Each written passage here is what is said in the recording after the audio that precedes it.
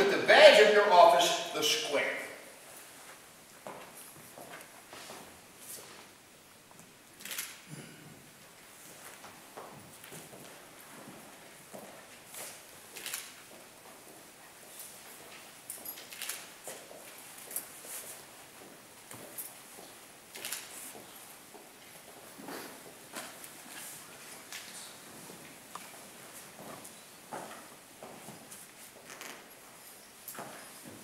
Which will solemnly admonish you to do justice to the cause of Masonry, give due commendation to the worthy members of the order, and rebuke those who act contrary to its laws.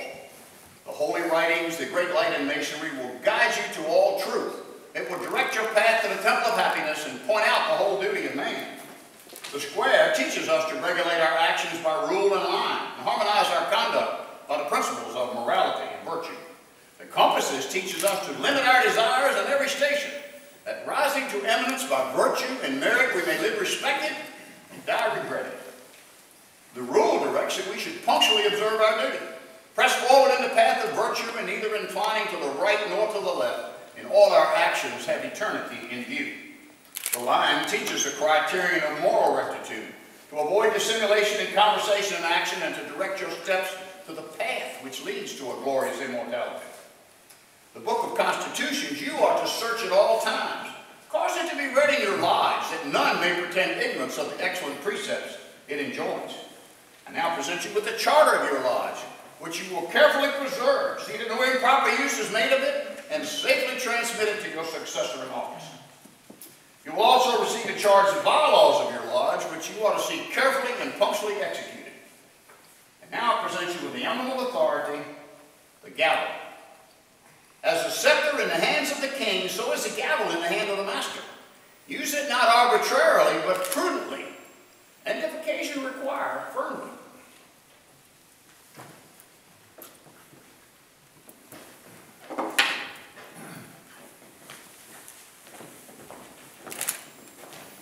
Worshipful sir, it is your province to remain covered while the rest of the brethren remain uncovered during the sessions of your lives. The origin of this Masonic tradition may be founded upon the wearing of a crown by King Solomon as a mark of dignity.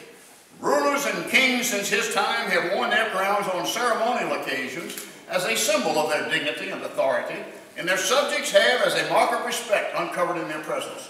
The wearing of your hat while occupying the chair of the Worshipful Master symbolizes the dignity and authority of your office and distinguishes you from the rest of the crowd.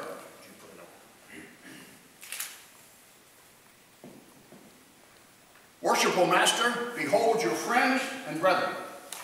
Friends and my brethren, behold the Worshipful Master of Fredericksburg Lodge No. 4, and congratulate him accordingly.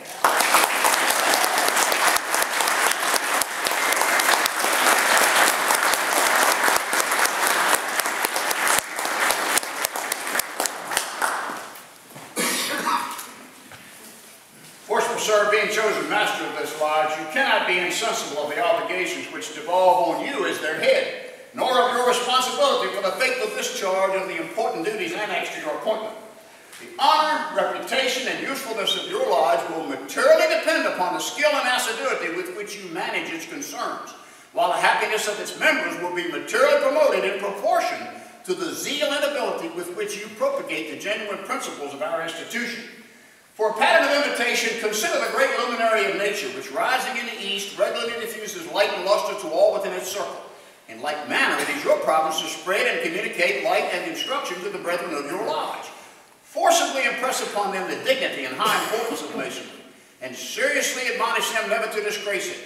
Charge them to practice out of the lodge those duties which are inculcated in it, and by amiable, discreet, and virtuous conduct to convince mankind of the goodness of the institution, so that when anyone is said to be a member of it, the world may know that he is one to whom the burdened heart may pour out its sorrows, to whom distress may prefer its suit, whose hand is guided by justice, and whose heart is expanded by benevolence.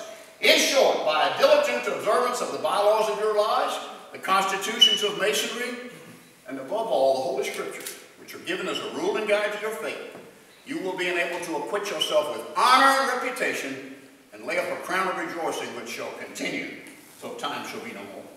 I congratulate you, sir. Please have a seat. You can take that. Yeah, you need to do that. Brother Installing Marshal, present the next officer for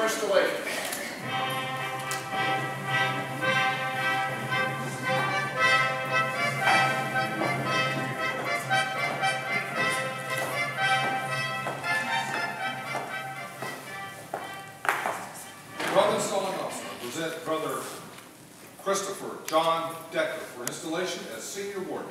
Brother Decker, you are chosen senior warden of this lodge and are now invested with the ensign of your office.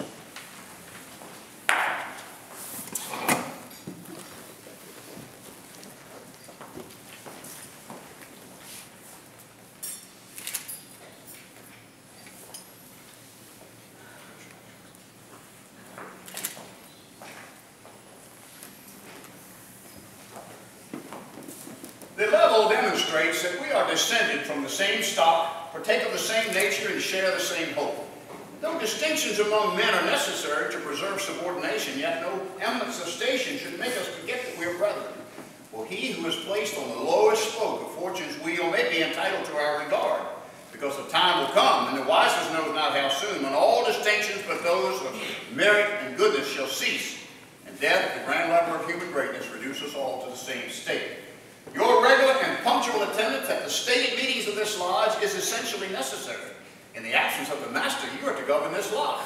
In his presence, you are to assist him in the government of it. I trust your regard for the interests of the fraternity will prompt you to the faithful discharge of the duties of your office. Look well to the west.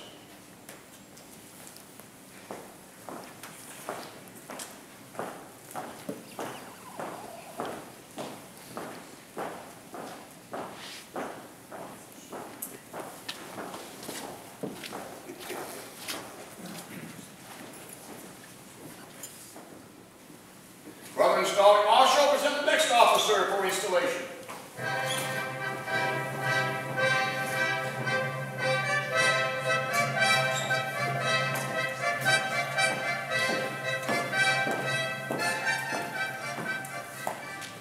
Brother installing officer, I present Brother Christopher Richard Wilson for installation as junior warden. Brother Wilson, you're chosen junior warden of this lodge and are now invested with the badge of your office.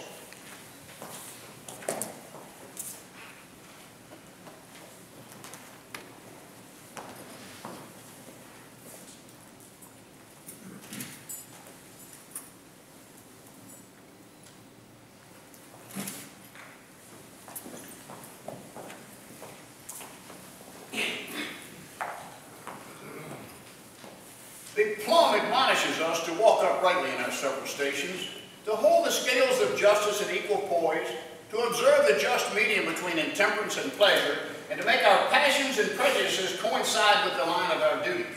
To you is committed the superintendence of the craft during the hours of refreshment. It is therefore indispensably necessary that you should not only be temperate and discreet in the indulgence of your own inclinations, but carefully observe that none of the craft be suffered to convert the means of refreshment into intemperance or excess. Your regular and punctual attendance is particularly requested, and I have no doubt you will faithfully execute the duties which you owe to your present station. Look well to the south.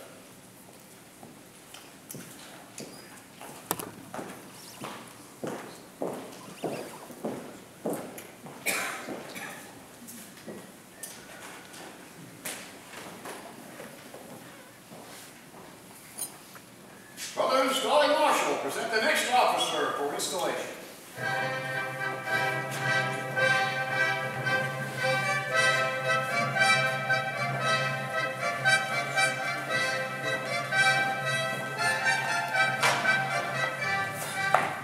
Brother installing officer, I present Brother Victor Roberto Carreño, proxy for Worshipful Brother William Robert Bremer.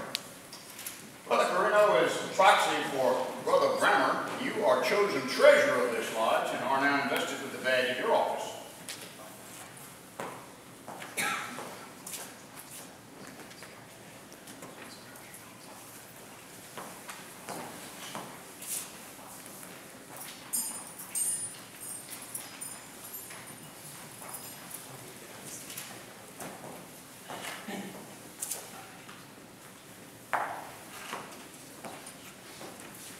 It is your duty to receive all monies from the hands of the secretary, keep a fair and just account of the same, and pay them out as you may be ordered by the Worshipful Master or by vote of the lodge. I trust your regard for the interests of the fraternity will prompt you to the faithful discharge of the duties of your office. That interest is really important.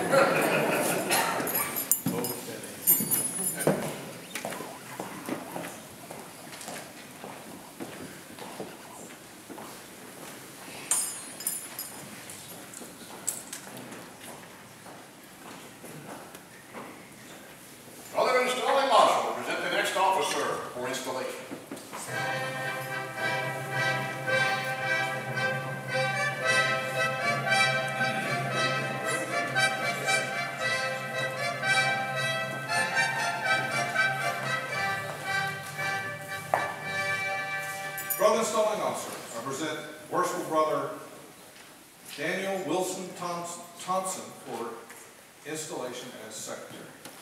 Worshipful Brother Thompson, you are again chosen Secretary of this lodge and now reinvested accordingly.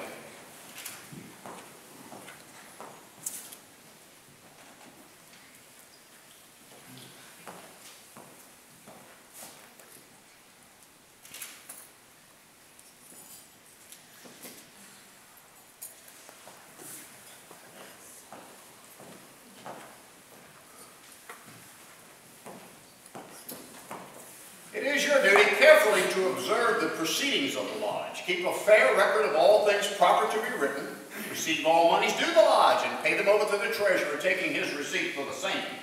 Your good inclination to masonry in this lodge, I hope, will induce you to discharge your office with fidelity, and by so doing, you will merit and receive the esteem and applause of your brethren.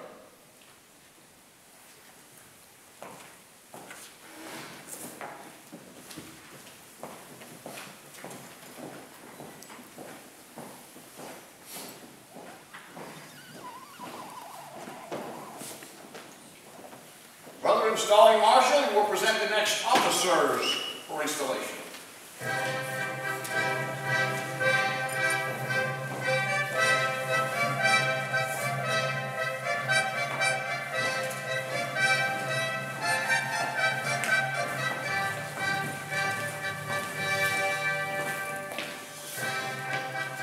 Brother Installing Officer, I present Brother Jeffrey Lewis Mitchell for installation as Senior Deacon, and Brother Benjamin Bliss Versay for installation as Junior Deacon. Brother Mitchell, Brother Versay, you are chosen deacons of this lodge, and I now invest you with the badges of your office.